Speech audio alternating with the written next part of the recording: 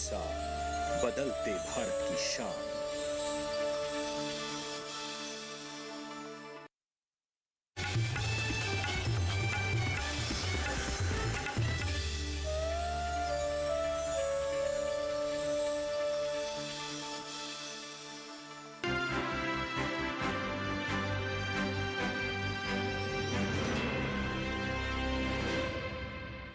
नमस्कार, हाजिर हूँ एक बार फिर खास मुलाकात लेकर। मैं हूँ आपके साथ राधिका चौधरी। उत्तराखंड को देवभूमि भी कहा जाता है। अब सोचिए, देवभूमि का मुखिया होना अपने आप में एक सौभाग्य की बात है, और एक ऐसे सौभाग्यशाली मुख्यमंत्री जी खुद उत्तराखंड के श्री पुष्कर सिंह धामी जी आज हमारे साथ रहेंगे। बात विकास की करेंगे, बात अन्नदाताओं की, बात जब से सरकार बनी है कितना बदलाव हुआ है उत्तराखंड का, क्योंकि उत्तराखंड संभावनाओं से भरा हुआ राज्य है। तो नए नए बदलाव पर बात करेंगे। सबसे पहले सर का स्वागत करते हैं, खास मेहमान से आपको मिलवा देते हैं। सर बहुत स्वागत, नमस्कार हमारे खास कार्यक्रम में। बहुत बहुत धन्यवाद आपका। सबसे पहला सवाल, क्योंकि बात उत्तराखंड की हो रही है और आप तो उत्तराखंड के मुख्यमंत्री हैं, तो उत्तराखंड खुद एक संभावनाओं से भरा हुआ राज्य है और इसे देवभूमि भी कहा जाता है। तो देवभूमि के राज्य का सीएम होना अपने आप में एक कैसा एहसास कराता है? देखिए, ये मैं अपना सौभाग्य मानता हूँ कि मुझे मेरी पार्टी ने, हमारे प्रधानमंत्री जी ने एक सामान्य से कार्यकर्ता को देवभूमि की सेवा का अवसर दिया। यहाँ की देवतुल्य जनता ने उत्तराखंड के इतिहास में पहली बार 22 साल 23 सालों में किसी राजनीतिक दल को दूसरी बार लगातार सरकार में आने का और सेवा करने का अवसर प्रदान किया। इससे पहले हमेशा ये होता था कि एक चुनाव के बाद अगले चुनाव में सरकार बदल जाती थी, जैसे राजस्थान में होता है। एक परिपाटी थी, वो परिपाटी टूटी है। एक मिथक था, वो मिथक टूटा। हमारे प्रधानमंत्री आदरणीय मोदी जी के नेतृत्व में यहाँ की जनता ने सेवा का अवसर दिया, सरकार में आने का अवसर दिया, और मैं भी अपना सौभाग्य मानता हूँ कि मुझे उस देवभूमि का सेवा करने का अवसर मिल रहा है। आपने कहा कि ये बहुत बड़े सौभाग्य की बात है वाकई में, क्योंकि जनता बदलाव की बात करती है और बदलाव चाहती है। टूरिज्म उत्तराखंड की जान है और यहाँ के पर्यटन को उद्योग का दर्जा भी दिया गया है। ये दर्जा मिलने के बाद पर्यटन क्षेत्र में किस तरह से लाभ हो रहा है? बहुत बड़ा बदलाव आया है पर्यटन के क्षेत्र में, स्पिरिचुअल टूरिज्म के क्षेत्र में, धार्मिक टूरिज्म में। जहाँ तेज़ी से हमारे यहाँ पर टूरिज्म के क्षेत्र में नए इस्टेब्लिशमेंट आए हैं, नए होटलों की चेनें आई हैं, अच्छे अच्छे होटल आ रहे हैं, लोग रिजॉर्ट बना रहे हैं, और पर्यटकों का एक बड़े केंद्र के रूप में, एक डेस्टिनेशन के रूप में उत्तराखंड सबके सामने आया है। 4 धाम जो यात्रा है हमारी इस बार की, वो श्रद्धालुओं की संख्या हर वर्ष बढ़ रही है। 2021 और 22 में जहाँ ये यात्रा हमारी 46 लाख थी 21-22 में, और 22-23 में ये बढ़कर 56 लाख हो गई।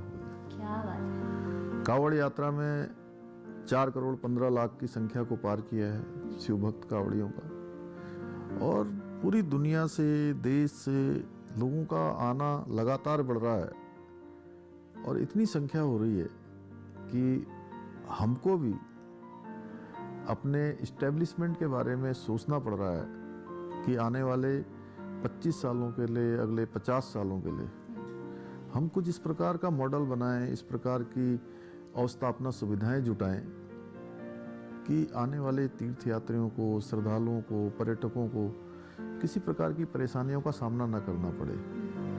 क्योंकि अभी हमारे प्रधानमंत्री जी ने यह भी लोगों से कहा है कि जो वेडिंग के लिए विदेशों में जाते हैं, उनको अगर वेडिंग बाहर आकर करनी है तो देवभूमि में करनी चाहिए, क्योंकि देवताओं के, भगवान की भूमि कोई भूमि है तो देवभूमि उत्तराखंड है।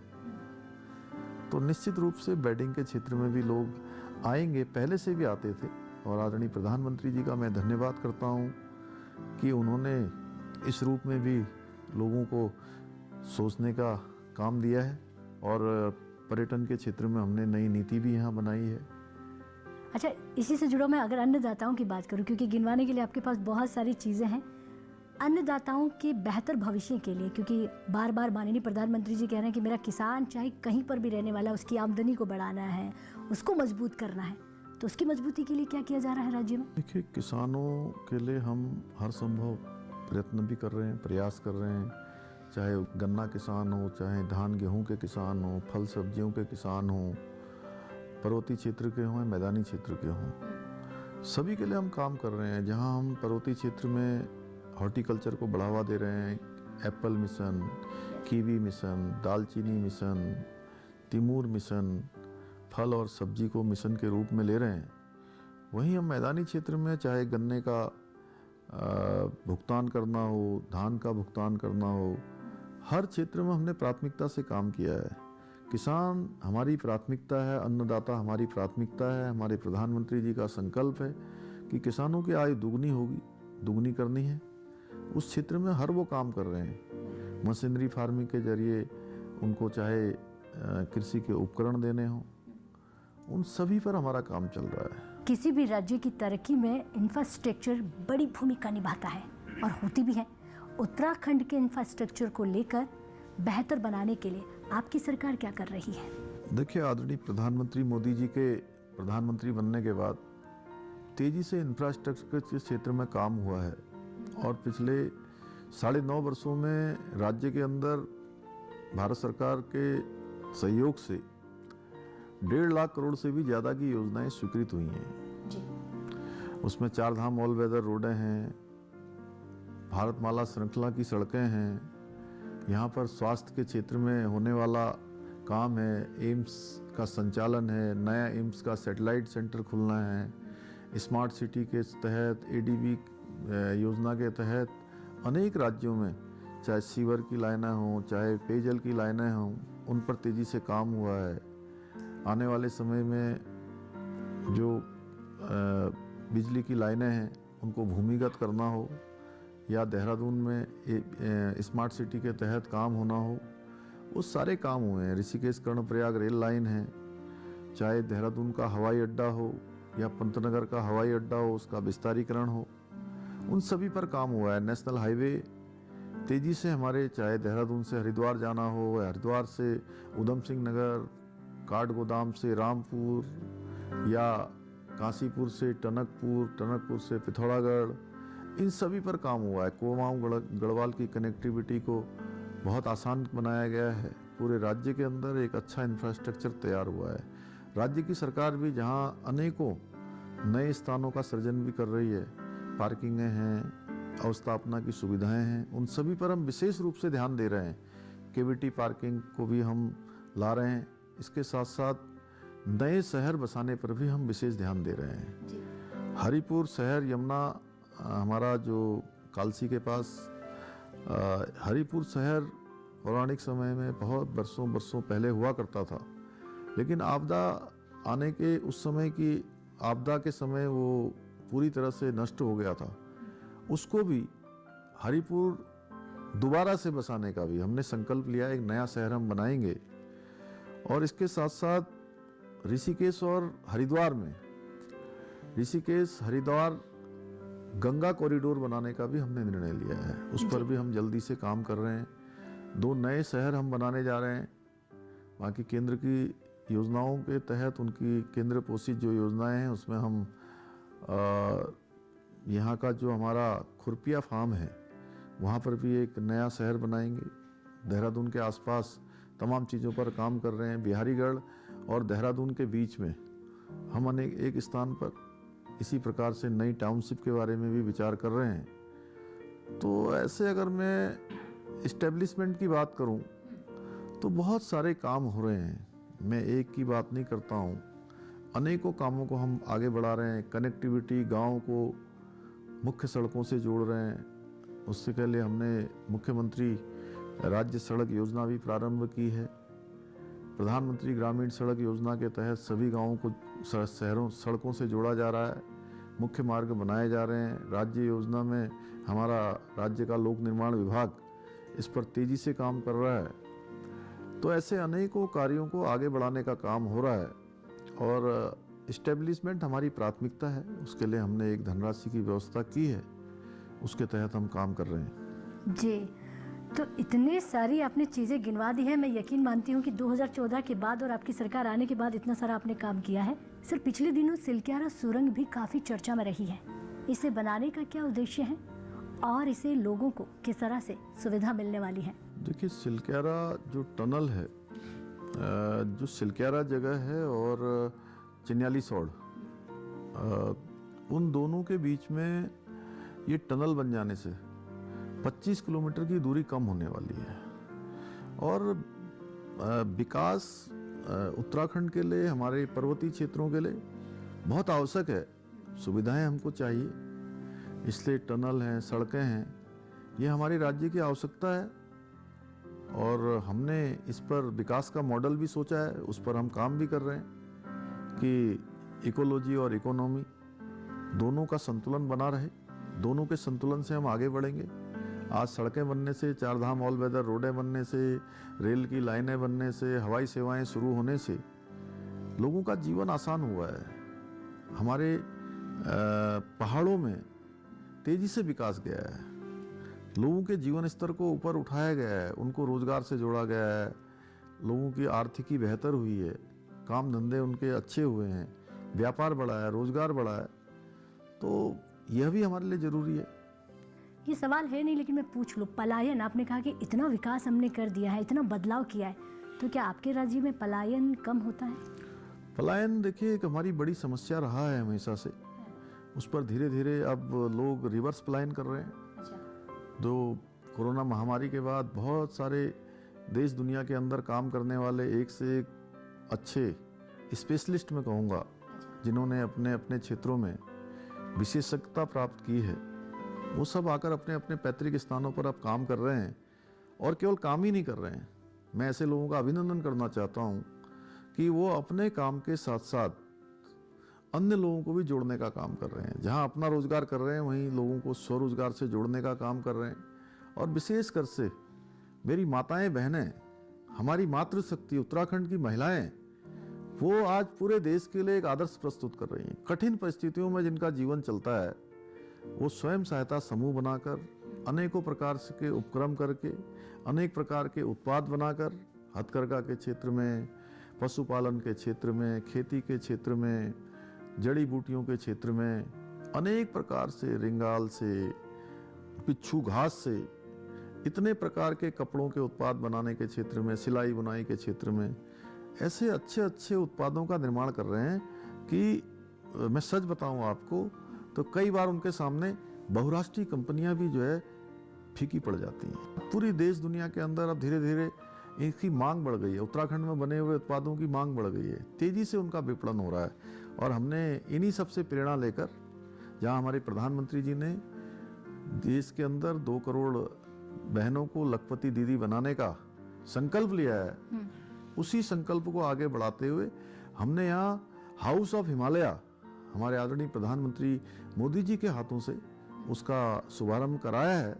उसमें उत्तराखंड के बने हुए तमाम उत्पाद हमको कहीं ना कहीं विपणन का एक बड़ा अवसर प्रदान करेंगे। और उनके जिस दिन से उन्होंने इसका शुभारंभ किया है, उस दिन से उत्तराखंड में बने हुए उत्पादों की मांग लगातार बढ़ती जा रही है, लगातार हमारे पास डिमांड आ रही है। तो हमारे लिए बहुत बड़ा अवसर है। हमारे प्रधानमंत्री जी ने कहा है कि 21वीं सदी का तीसरा दशक उत्तराखंड का दशक होगा। तो मैं मानता हूँ निश्चित रूप से उनके शब्द ये शिव रूपी शब्द हैं जो धरातल पर उतरेंगे और ये दशक उत्तराखंड का दशक होगा। और काम करने की कहीं ना कहीं जो आहुति है आप लोग दे ही रहे हैं। स्वयं सहायता समूह की जो आप बात कर रहे थे, एक हमारा कार्यक्रम आता चौपाल चर्चा, तो उसके लिए मुझे गांव में जाना पड़ता, तो मैं आपके उत्तराखंड में गांव में थी और एक महिला से मिली। उस महिला ने कहा कि स्वयं सहायता समूह से मैं जुड़कर काम कर रही हूँ, उसका मतलब है कि मुझे मेरी पहचान मिल गई, मैं कौन हूँ। अब मुझे मेरे पति के नाम से नहीं जाना जाता, मुझे मेरे नाम से बुलाया जाता है कि अच्छा ये सुमन दीदी हैं और ये काम करती है, मैं पर्स बनाती हूँ, छोटे छोटे बैग बनाती हूँ।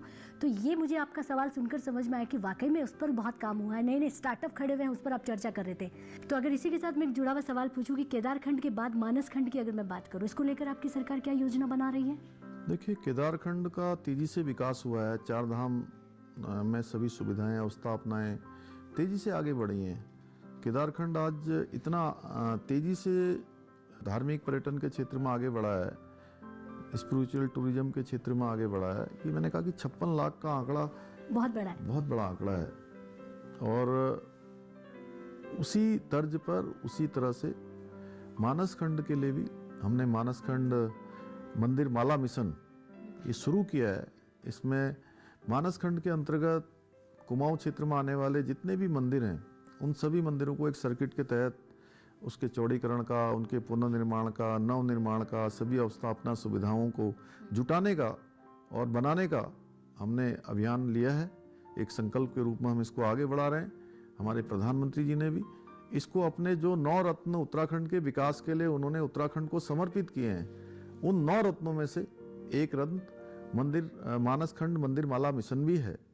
और आदरणीय प्रधानमंत्री जी का मैं धन्यवाद करता हूं कि उन्होंने इस बार की अपनी यात्रा ज्योलिंग कोंग 18,000 फुट की ऊंचाई पर आदि कैलाश के दर्शन, पार्वती कुंड के दर्शन, जागेश्वर धाम के दर्शन, गुंजी जैसे क्षेत्र, सीमांत क्षेत्र के में पहुंचकर पूरी दुनिया का ध्यान इस ओर भी आकर्षित किया है। तो वहाँ भी पर्यटकों की संख्या, पर्यटकों की डिमांड लगातार बढ़ रही है और आने वाले समय में 4 धाम यात्रा की तरह मानस खंड की भी यात्रा चलेगी। पूरे साल भर हमारे यहाँ यात्रा चले, ऐसा मौसम वहाँ का है, ऐसा पर्यावरण वहाँ का है, हर प्रकार की जो व्यवस्थाएं हैं हम उसी प्रकार से उनको सुनिश्चित भी कर रहे हैं। बेहतर मार्केटिंग किसानों की आय के लिए ज़रूरी भी है। मार्केट लिंकेज के लिए केंद्र सरकार अपनी तरफ से कोशिश कर रही है। राज्य सरकार किस तरह से भूमिका निभा रही है? देखिए, जहाँ केंद्र की सरकार लगातार हमको इस दिशा में सहायता कर रही है। अभी हॉर्टिकल्चर में हमको पॉली हाउस बनाने के लिए एक बड़ी धनराशि राज्य केंद्र के सहयोग से हमको प्राप्त हुई है। हम एक साल में यहाँ पर लक्ष्य लिया हमने कि लगभग 50,000 पॉली हाउस आने वाले समय में बनाएंगे हम, और उनसे लोगों को फल सब्जियाँ पूरे देश के अंदर, दुनिया के अंदर हमारे यहाँ से जाएगा। उसके लिए हम मंडियों के विस्तार पर भी ध्यान दे रहे हैं, किसानों को अच्छी सुविधाएं प्राप्त हों उसके लिए ध्यान दे रहे हैं, उनको अच्छी प्रजाति की जो पौध है वो मिले, उनको अच्छी फार्मिंग करने के लिए अच्छे उपकरण मिलें, उनको विपणन के लिए अच्छी मंडियां मिलें, उसके लिए भी हम व्यवस्था कर रहे हैं कि उनका जो उत्पाद है वो किसी प्रकार से खराब ना हो, उनको किसी प्रकार से हतोत्साहित न होना पड़े। उन सभी क्षेत्रों में काम कर रहे हैं। और मैदानी क्षेत्रों में जो गन्ना है, धान है, गेहूं है, इसकी पैदावार बड़े स्केल पर होती है, तो उनको समय समय पर उनका उचित मूल्य मिले और उनको जो है अधिक समय तक अपने उत्पाद को बाजार में बेचने के लिए कहीं संघर्ष न करना पड़े, उन सब की व्यवस्था की है। इसलिए हमने चाहे गन्ना किसान हो, चाहे धान के किसान हो, चाहे अन्य खेती करने वाले हों, सभी को प्राथमिकता दी है हमने। राज्य का भू कानून आजकल बहुत ज़्यादा चर्चा में है। आपको क्या लगता है, कानून में क्या खामी है और किस तरह से सुधार की ज़रूरत भी है? देखिए, ये भू कानून समय समय पर यहाँ के लोगों की डिमांड रही है, लंबे समय से मांग रही है और उस पर हमारी सरकार सो मोटो लेकर काम कर रही है। पिछले वर्ष 2023 में मैंने मई के महीने में ऐसी सभी इस प्रकार के लोग जो बाहर से आकर केवल यहाँ पर बड़ी ज़मीनों को जोन बना लेते हैं, उसके बाद कॉलोनियाँ काटना शुरू कर देते हैं, प्लाटिंग शुरू कर देते हैं, इन पर हमने सो मोटो लेकर वेरिफिकेशन की बात की थी। और अब हमने उससे भी एक कदम आगे बढ़ के अभी चूँकि भू कानून को बनाने के लिए जो एक प्रारूप समिति का गठन किया है वो अपना काम कर रही है, लोगों से उनके विचार लेगी, उनसे चर्चा करेगी, जगह जगह जाकर कमेटी, हमारे अधिकारीगण, जिलाधिकारीगण, कमिश्नर, सभी कमेटी के लोग, जनप्रतिनिधियों से लेकर जो सामाजिक लोग हैं उन सभी से चर्चा करने के बाद एक कंक्लूजन निकालेगी, एक ठोस निर्णय पर पहुंचेगी। तब तक हमने इस प्रकार की सभी जो कृषि की जो भूमि है, जो माफिया के रूप में लोग काम कर रहे हैं, उसको उस पर रोक लगाने के लिए इसको हमने रोका है, स्थगित किया है अभी। और आने वाले समय में हम इस पर अच्छा निर्णय राज्य के हित में लेंगे, राज्य की जन भावनाओं के अनुरूप लेंगे, सबकी सुविधा के अनुरूप लेंगे। अच्छा सर, शिक्षा को लेकर एक सवाल और पूछूंगी मैं आपसे कि शिक्षा जो है वो बहुत ज़रूरी है। राज्य में शिक्षा और महिला उत्थान पर काफ़ी ध्यान दिया जा रहा है। मुझे लगता है कि काफ़ी काम हो रहे हैं। किस तरह से काम इन दोनों क्षेत्रों में आप कर रहे हैं? नहीं, शिक्षा देखिए हमारे लिए बहुत हमारी प्राथमिकता है, क्योंकि यहाँ पर बहुत दूर दूर लोग रहते हैं, सुदूरवर्ती क्षेत्रों में रहते हैं। शिक्षा है, महिला उत्थान है, ये हमारी प्राथमिकता है, हम उस पर काम कर रहे हैं। मैंने महिलाओं के बारे में अभी आपको बताया ही था थोड़ी देर पहले कि महिला उत्थान हमारी प्राथमिकता है। उसी प्रकार से हर बच्चे को, हर बेटे को, बेटी को शिक्षा मिले। और मैं तो कहता हूँ कि विशेषकर हमारी जो बालिकाएं हैं, उन बालिकाओं को उनके कन्यादान से पहले उनका विद्यादान होना चाहिए, उनको विद्या प्राप्त होनी चाहिए, जिससे कि वो अपने घर में जाकर भी, दूसरे घर में, अपने ससुराल में जाकर भी अगर वो शिक्षित है, पढ़ी लिखी है, उनके माता पिता ने कन्यादान के साथ विद्यादान किया है, तो उसके उस संपूर्ण जीवन भर काम आने वाला है। संपूर्ण जीवन में उसके लिए कहीं ना कहीं हर प्रकार से सहायक होने वाला है। इन सब बातों को ध्यान में रख के हम काम कर रहे हैं। नागरिकों को स्वरोजगार उपलब्ध कराने के लिए आपकी सरकार किस प्रकार का सहयोग दे रही है? सभी प्रकार के नागरिक जो भी काम करना चाहते हैं स्वरोजगार के क्षेत्र में, और जो केंद्र से चाहे छोटी छोटी स्कीमें चलाई हैं, हमने भी बहुत सारी स्कीमें यहाँ पर चलाई हैं। मुख्यमंत्री स्वरोजगार योजना है, मुख्यमंत्री नैनो योजना है, वीर चंद्र सिंह गढ़वाली की योजना है, पंडित दीनदयाल उपाध्याय स्वरोजगार योजना है। इन सभी पर काम हो रहा है। और मत्स्य के क्षेत्र में, पशुपालन के क्षेत्र में, हॉर्टिकल्चर, एग्रीकल्चर, पर्यटन, उद्योग, स्टार्टअप, सब में हमने बहुत सारी योजनाएं हम लाए हैं। और आपको बताऊं कि 27 से ज़्यादा नई पॉलिसीज हम लाए हैं, और ये सब हम राज्य की जनता के हित में लाए हैं। किस क्षेत्र में? सभी क्षेत्रों में, इंडस्ट्री में, स्टार्टअप में, टूरिज्म में, हॉर्टिकल्चर में, सभी क्षेत्रों में हम लाए हैं, लॉजिस्टिक में। और सभी को हमने थोड़ा जो लोगों की ज़रूरत है उस ज़रूरत के अनुरूप बनाया है, और ईज ऑफ डूइंग को और आसान बनाया है, लोगों के काम करने के लिए सरल बनाया है। सरलीकरण, समाधान और निस्तारण और संतुष्टि का भाव, ये हमारी प्राथमिकता है और हम उस पर काम कर रहे हैं। वो स्वरोजगार से, रोजगार से, चूँकि सरकारी जो रोजगार है, सरकारी जो सेवाएं हैं, जिनको नौकरियां हैं, वो सीमित संख्या में हैं। लेकिन हम चाहते हैं राज्य का एक एक नौजवान, एक एक हमारा भाई, एक एक बहन, सभी को कुछ ना कुछ काम मिले। इसलिए हमने सब इस आत्मनिर्भर बने, हर क्षेत्र में खड़े हों, आगे आकर राज्य के लिए भी काम करें, स्वयं के लिए भी काम करें।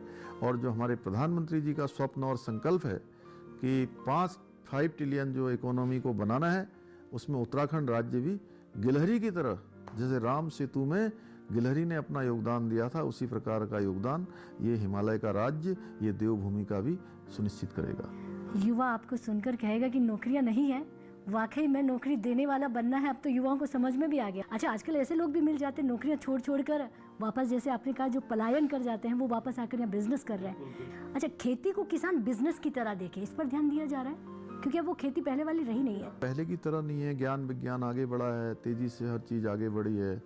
और जो पहले का एक समय था कि एक ढर्रे पर खेती होती थी, उसको बदलकर आज तमाम प्रकार के कृषि के क्षेत्र में अनुसंधान हुए हैं, नई नई चीज़ें आई हैं, नई नई तकनीकें आई हैं। तो उन सब का उपयोग हो रहा है। और हम किसानों से हमेशा कहते हैं कि नई तकनीकियों का, टेक्नोलॉजी का इस्तेमाल करते हुए वो अपनी पैदावार बढ़ाएंगे, और तभी हमारे प्रधानमंत्री जी का जो स्वप्न और संकल्प है कि किसानों की आय दुगनी होगी, तो निश्चित रूप से वो दुगनी होगी। तो राज्य के सीएम हैं आप, आपके पास समय बहुत कीमती होता है। आपने इतना समय जो हमारे अन्नदाताओं के लिए और हमें दिया है। लेकिन आखिरी सवाल पूछूंगी, जन कल्याण की ओर से कौन कौन सी योजनाएं आपकी सरकार चला रही है? देखिए, जन कल्याण की हमने कहा कि बहुत सारी योजनाओं को हम लाए हैं राज्य के अंदर। मातृशक्ति के लिए जहां मुख्यमंत्री महालक्ष्मी योजना लाए थे, मुख्यमंत्री अभी लखपति दीदी योजना लाए हैं। हम जो केंद्र की योजनाएं चल रही हैं, उनमें राज्यांश को बढ़ाकर तेज़ी से हम काम कर रहे हैं। हमारा ध्येय है कि राज्य के संपूर्ण विकास के लिए जो भी ज़रूरी कदम उठाने हैं, जो ज़रूरी नियम लाने हैं, नई योजनाएं लानी हैं, उन सभी को हम एक एक करके ला रहे हैं और सबको धरातल पर भी उतार रहे हैं। इतनी सारी योजनाएं हमारी केंद्र की चल रही हैं, उसके साथ साथ राज्य की भी योजना चल रही है। हमने हर वर्ग को अपने साथ जोड़ा है, चाहे आशा बहनें हों हमारी, चाहे आंगनबाड़ी की बहनें हों, युवक मंगल दल, महिला मंगल दल, स्वयं सहायता समूह, सभी को हमने जोड़कर कृषकों को साथ में लेकर, मत्स्य पालन के क्षेत्र में हमारे मत्स्य पालकों को साथ में लेकर, पशुपालन के क्षेत्र में पशुपालकों को लेकर, इंडस्ट्री के क्षेत्र में इंडस्ट्री के लोगों के साथ संवाद करके, हमारी माताओं बहनों के साथ जो इनक्यूबेटर के माध्यम से जो 2 केंद्र हमारे संचालित हो रहे हैं, एक हवालबाग अल्मोड़ा में और एक कोटद्वार में, उन सभी पर ऋण देने की व्यवस्था है। चाहे वो स्वयं सहायता समूह को बिना ब्याज के ऋण देने की व्यवस्था हो, वो सब हमने सुनिश्चित की है। मुख्यमंत्री स्वरोजगार योजना के माध्यम से रोजगार देने का काम, ऋण देने का काम हमने किया है। वीर पर्यटन के क्षेत्र में वीर चंद्र सिंह गढ़वाली की योजना है। पर्यटन के क्षेत्र में हमने पर्यटन की नई नीति लाकर तमाम प्रकार की ऐसी योजनाएं बनाई हैं, जो योजनाएं अब हमारे नौजवानों को हम यही कहना चाहते हैं कि वो रोजगार मांगने वाले न बने, आने वाले समय में वो रोजगार देने वाले बने। और सरकार ने जो योजनाएं चलाई हैं वो इसी दिशा में हमने कदम बढ़ाए हैं। मैं समझता हूँ आने वाले समय में जल्दी ही इन योजनाओं का लाभ प्रत्येक जन को उत्तराखंड के अंदर मिलेगा। बहुत बेहतर आपने जवाब दिए, विकास की आपने बात की है और बात आपने युवाओं को आत्मनिर्भर बनाने की बात की है, क्योंकि बात देवभूमि की हो रही है। हिंदुस्तान में देवभूमि को किस नज़रों से देखा जाता है, हम उसकी चर्चा कर रहे हैं। Thank you so much sir, बहुत बहुत शुक्रिया आपका अपना कीमती समय देने के लिए। तो आज की खास मुलाकात में आप पुष्कर सिंह धामी जी से मिल रहे थे, यानी कि खुद सीएम साहब उत्तराखंड। तो इजाज़त दीजिए, लेकिन यही नहीं रुकेंगे, क्योंकि सरकार के 9 साल पूरे हो चुके हैं। 2014 के बाद कितना काम हुआ है, कितना विकास हुआ है, तमाम सवाल और आप तक पहुंचाने का काम हमारा। नमस्कार।